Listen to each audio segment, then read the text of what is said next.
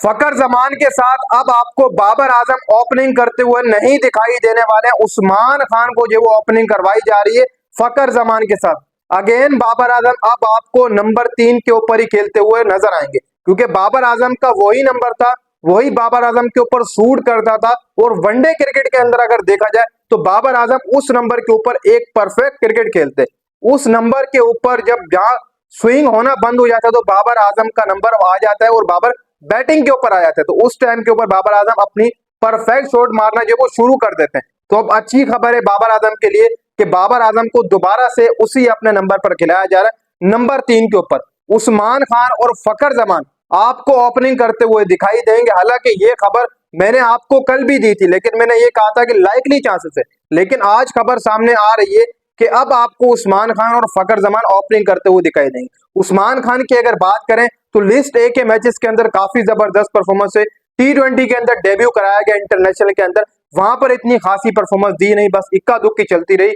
उसके अंदर भी क्रिकेट फैंस कह रहे थे कि यार ये लीग का प्लेयर है तो एज अ लीग में खिलाओ, पाकिस्तान क्रिकेट टीम में नहीं। लेकिन वनडे में अभी तक पाकिस्तान के लिए एक मैच नहीं खेला उस्मान खान ने। अब बताया जा रहा है कि न्यूजीलैंड के खिलाफ आईसीसी चैंपियन ट्रॉफी का जो ओपनिंग मैच है उसके अंदर आपको उस्मान खान और फकर जमान ओपनिंग करते हुए दिखाई देंगे और उस्मान खान का डेब्यू कराया जाएगा। वैसे उस्मान खान की जो परफॉर्मेंस है वो एज अ चैंपियंस कप में भी काफी जबरदस्त परफॉर्मेंस है, दिए वनडे के अंदर भी है थोड़ी बहुत। और कहीं ना कहीं पर पाकिस्तानी पिचेस के ऊपर देखा जाए तो उस्मान खान आपको फायदा भी दे सकते हैं, क्योंकि पीएसएल के अंदर भी उस्मान खान इन्हीं विकेट्स के ऊपर खेलता है। वैसे उस्मान खान को जो चांसेस मिले ऑस्ट्रेलिया, अफ्रीका ऐसे ऐसे करके मिले, बार बार मिले, पाकिस्तान में भी मिले, लेकिन इतने ज्यादा पाकिस्तानी विकेट के ऊपर इसको मौके नहीं दिए गए। लेकिन अब जब चैंपियन ट्रॉफी पाकिस्तानी विकेट्स पर हो रही है तो उस्मान खान आपको कहीं ना कहीं फायदा दे सकता है और डेंजरस प्लेयर भी साबित हो सकता है। उस्मान खान एज अ फकर जमान के साथ कहीं ना कहीं पर साइम अयूब की कमी भी पूरी कर सकता है उस्मान खान, अगर इस बंदे का बल्ला चल गया।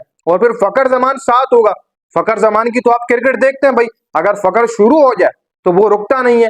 एज अ उस्मान खान को देख लो, उसका भी यही है, अगर उसका बल्ला बोलना शुरू कर दे तो वो भी कहीं ना कहीं सेंचुरी 150 रन बनाकर ही हटता है। उस्मान खान भी ऐसा वैसा ही है। और बाबर आजम अब नंबर 3 पर आपको खेलते हुए दिखाई देंगे, जो कि अच्छी बात है।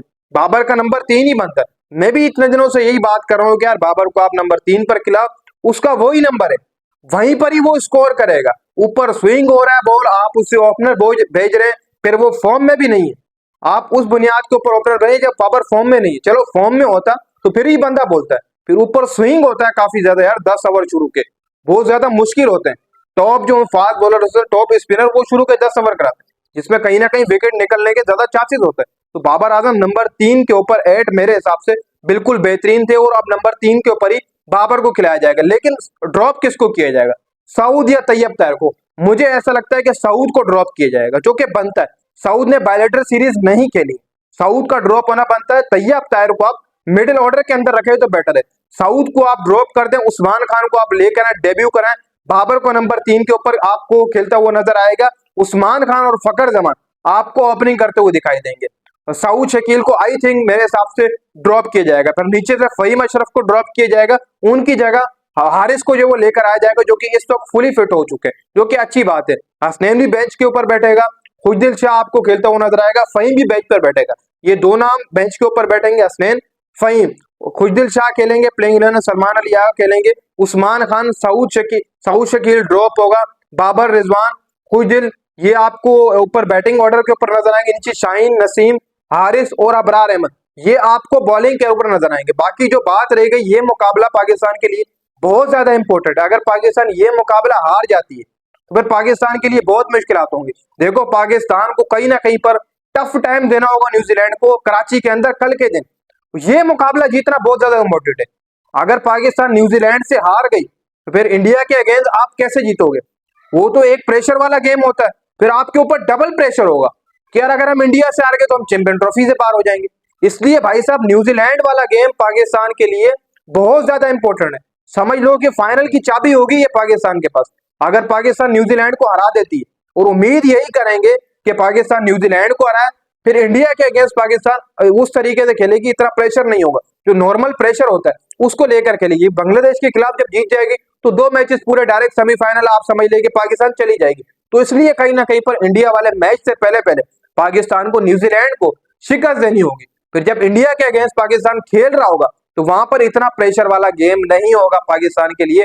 वही प्रेशर होगा जो होता है इंडिया वर्सेस पाकिस्तान। अगर पाकिस्तान न्यूजीलैंड से हारता है तो ये हारने का अलग प्रेशर होगा कि हम अगर इंडिया से भी हार गए तो हम चैंपियन ट्रॉफी से बाहर हो जाएंगे। तो इसलिए पाकिस्तान को कहीं ना कहीं पहले मुकाबले के अंदर जोर मारना है। इंडिया वाले मुकाबले के अंदर तो मारना ही मारना है, लेकिन पहला मुकाबला जो न्यूजीलैंड के अगेंस्ट है वो जीतना बहुत ज्यादा इंपॉर्टेंट है।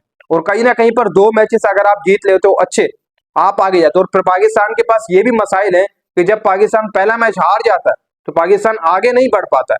तो इसलिए अगर पाकिस्तान पहला मैच जीत जाता है, पाकिस्तान का कॉम्बिनेशन सेट हो जाएगा, इंडिया के अगेंस्ट पाकिस्तान को कोई परेशानी नहीं होगी, वहां पर पाकिस्तान अच्छा खेल पेश कर देगा। तो इसलिए भाई साहब कहीं ना कहीं हमें यही चीज रखनी चाहिए कि पाकिस्तान को जीतना चाहिए ये पहला मुकाबला।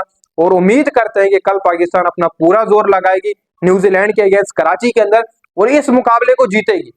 ये मुकाबला ऐसा या करो या मरो वाला आप समझ लो, मैं यही कहूंगा इस टाइम के ऊपर, क्योंकि आपको जीतना ही है मुकाबला। अगर आप हारते हैं फिर इंडिया वाला मैच प्रेशर वाला होगा, डबल प्रेशर हो जाएगा। फिर बांग्लादेश वाले कुछ पता नहीं है, वहां पर भी XYZ कुछ भी आप समझ लो, कॉम्बिनेशन जब हट जाता है एक तरीके का से साइड हो जाती है कॉम्बिनेशन की, टूट जाता है, फिर आपको विनिंग जो परसेंटेज कम हो जाती है।